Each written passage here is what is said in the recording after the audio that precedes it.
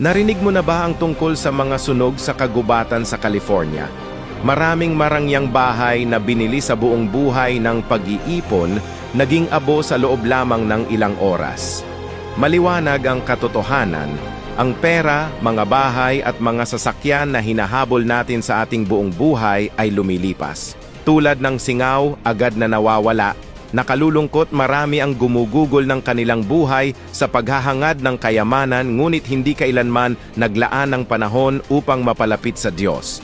Isipin ito, mga kapatid, maaari ka bang iligtas ng pera mula sa kaparusahan ng impyerno? Maaari bang matiyak ng kayamanan ang espesyal na pagtrato sa iyo sa impyerno? Hindi! Tanging Diyos lamang ang makapagliligtas sa iyo mula sa walang hanggang apoy ng impyerno. Handa ka bang bumuo ng isang kaugnayan sa Diyos at maghanda para sa kaharian ng langit?